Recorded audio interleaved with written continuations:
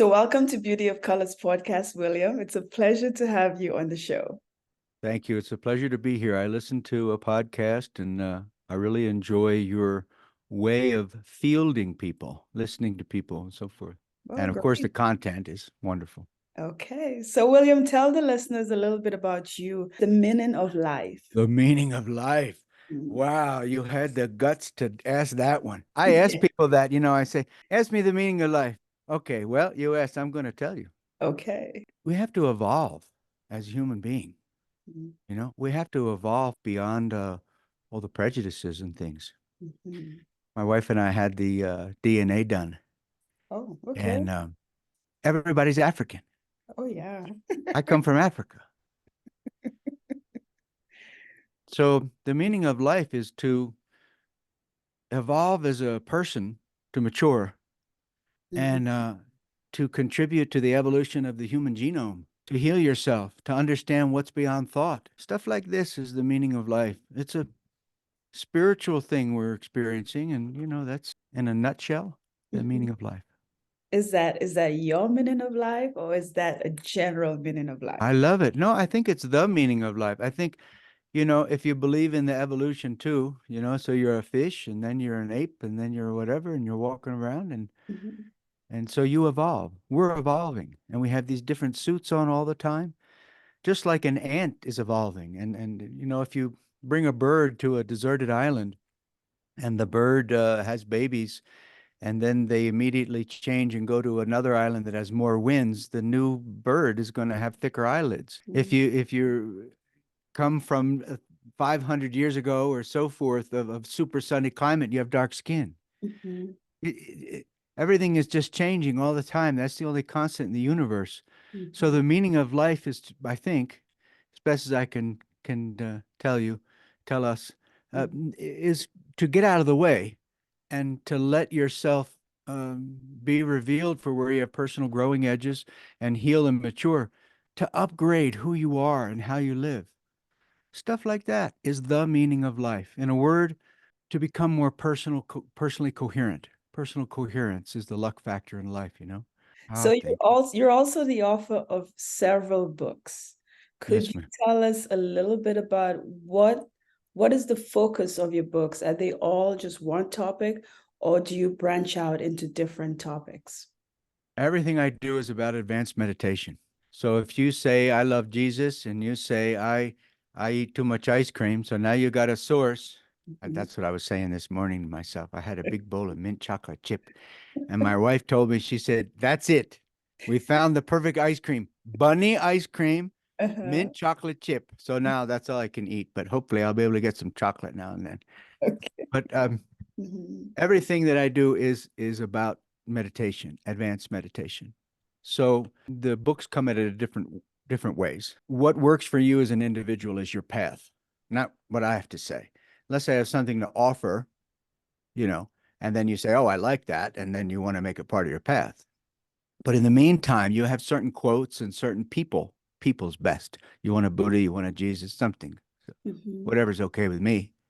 Anyway, a rock, a tree. We're so self-obsessed in the subject-object relationship with life that we're not able to really synthesize our experience of life and find our way to what works for us as an individual and to cognize it. So Mhm. all of my books deal with those two themes. And I have 14 books. And in these books, you'll always find the same kind of two ideas. You have supports that work for you as an individual, Mhm. people, places, scents, sights, sounds, beliefs for how you eat and how you sex and how you emote and how you speak and how you listen. You work on all those things and you create a platform and a springboard to Mhm. be able to transcend, to go beyond thought into the observer, into the person that is saying my mind, my body, my thought, my emotion, my relationship, my money, my so forth, my, who's the my. So Mhm. once you get your supports working together, then you're going to feel safe to say, well, I'm just flat wrong and I don't understand in all kinds of ways. So since Clean is a presentation of God in a particular suit and a particular ethnicity, and you have your supports and then you have your personal growing edges. So then you work with those two things, whether you come at it through a book I wrote about Qigong, which is the inner teachings about personal magnetism, the chi power stuff of acupuncture and all, or a book I wrote about self-defense. I owned martial arts schools years ago and was an MMA coach. Mhm. Or the best book I wrote is about meditation. It's in Barnes and Noble. Mhm. Um, in all these books, wherever I can, I'll talk about those two themes and Mhm. try to get the individual to realize that unless you cognize what works for you as an individual, and unless you have a problem you need help with, you're probably not going to evolve that much. How can we start? You talk about all of this. How can we Yeah. start living the life of our dreams? How can we start doing that? Yeah, well, okay. There's this great sage saint guy, Yogananda. I don't know if you ever heard of him. Mm. East Indian, thing. Okay. And he said, "Don't die with the symphony of your life unfinished." I made it to that. I've got this beautiful house. I got this beautiful car. This beautiful, got a lot of stuff, and the new solar panels, and giant. The mountain, 8,100 feet up. Some of the largest mountains in America are over here, about 300 yards over there, and that way too. Mhm. Actually, the larger valley, there's 360 degrees of mountains. And what precedented that for me was extraordinary suffering, trauma, all that kind of stuff. But since a young age, I was always involved in what is chi, and is God real? And if God's real, then miracles in the afterlife must be real, and so forth. All of these mystery questions, like you, I'm sure. And you're just constantly learning them, constantly asking them all the time, all the time. And when you go really up high, you might get slammed. So a lot of people are good at trying to get to the transcendental with intellectualism or divine faith, but to manage conflict, we don't want to talk about that because it's overwhelming the way the world is now. So how you live the life of your dreams is when somebody agitates you or somebody dumps bad energy on you, this kind of thing. Mhm. You say, "Why am I agitated?" Or why do I feel these bad vibes inside myself? Not why did you agitate me? And Mhm. why did you dump bad vibes on me because you were in a bad mood? And if you do that, enough of these little engines, like your thought, your behavior, your listening, your speaking, will start to function in sync. And you get that vibe. Like when you get ready to do this podcast, something important person in your life, you clean out as much as you can each system. The problem that we have is that we don't have mentors. Not really. People Mhm. don't do mentors. They do, "I'll figure it out. Thanks for inviting me to your podcast. You told me some nice things. Let me go back to my way." That's the problem because everybody's God wearing a mask, and you got to figure out what they're teaching you and how come they're loving you and they're healing you. That doesn't mean you can't have discernment and kick their behind. You Mhm. can't. But you have to really constantly surrender to every single memory and every single person all the time and say, what are they trying to teach me? This kind of a thing. And then you'll see these places inside your body mind, because your body mind is your biological biography. Mhm. And you'll see these places and you'll suffer the intrusion of these agitations or fears or worries, and it'll clean out. Now you'll start to get in synchronicity. In other words, if your brain and your heart, for example, Mhm. feel good, your emotion and your thought feel good, your digestion, your sex, your legs, your feet, your connection to nature, it's like a bunch of engines. All the engines start to function in sync. Now you've got that luck factor going. Mhm. And the problem with this is that we all feel that secretly we're the master, we're the enlightened one, and we're waiting for somebody to recognize us. And it's just not going to work that way because that's what everybody's doing. So if we can be more of a servant to other people and things like that, we'll find our way to make these systems work better. And if you can get the help of somebody, like if somebody, I'm sure you do some kind of mentoring or teaching to people, if Mhm. somebody can allow you to help them, there you go. You get in there like a surgeon and you clean up some things. But can you do that? You know, we all want to be the teacher and the knower. I don't Mhm. like that anymore. I Mhm. just want to be the student and you tell me it's fine. So that's how I feel that over time you self reinvent. The only people that survive are those that self reinvent. So you said the only people who survive are the people who self reinvent. Yes, ma'am. That's it. Wow, that's deep. Okay. So where can the listeners get a hold of you and a copy of your books? WilliamMartino.com is my website. I teach people all over the world. I'm available to anybody pretty much. I'll do a 15-minute call for nothing. And if somebody has a particular need, I'll try to address it. What I do is design an expert wellness program for people. All of my books are on my website and they're all for free. Mm. You just click and there's the PDF. So do you have any last words for the listeners in guiding My them along? last words. Yeah. My last words are there's no external solution for personal problems.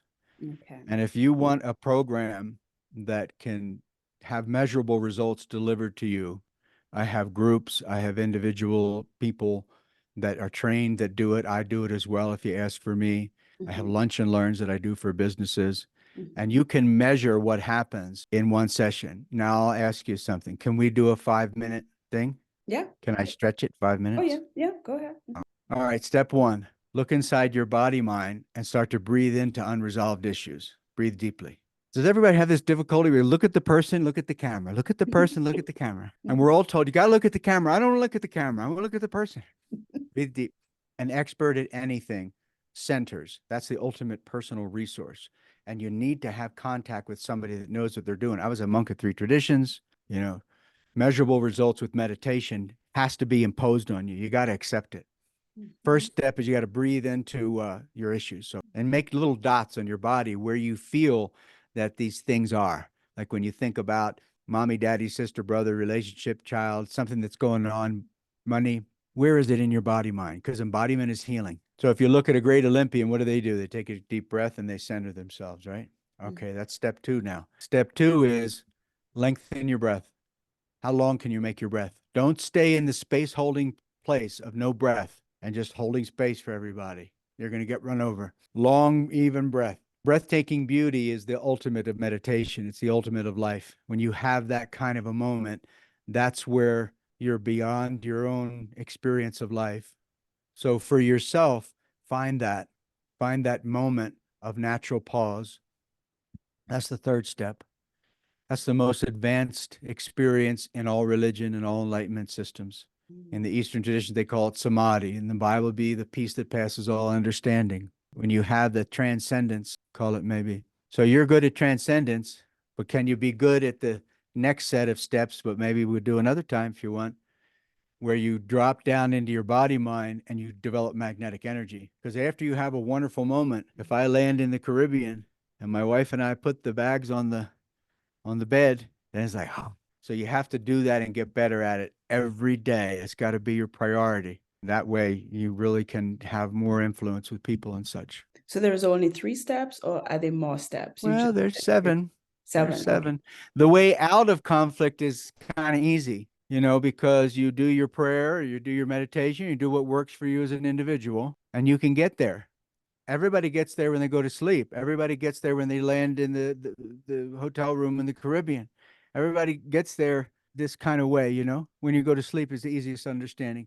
But now, how are you going to have tremendous magnetism and dynamism to deal with the shared dynamics between you and the people in your life? How are you going to do that?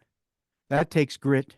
And that's the second set of steps. So you go out of conflict and then you go into conflict. You go away from energy and into spirit, and then you make contact with the earth and you gather a lot of personal gravity. Everybody respects someone with a lot of personal gravity. So it's kind of accessible for people to use their mind, whether it's intellectualism or religion or something, or their own personal interests, to get outside the box. But we really need to understand how to get in the zone. So the second set of steps going into conflict are rooting, blooming, pre-processing, where you see your life on the inside of your mind's eye. And then the seventh step is, I call it sweep the floor, which just means you just start doing your work, You're just non-cognitive. You got to do a podcast at 10:30, you do the podcast, and so forth, so forth, and so forth.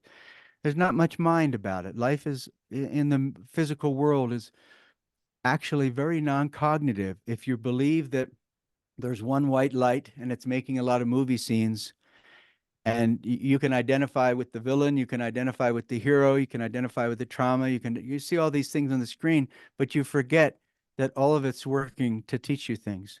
that generates enough power in your body mind to actually change your neurology, to actually heal your mind and body. Mm. So it's the second set of 3 steps that are really more important. So You know? do you have those steps in your books?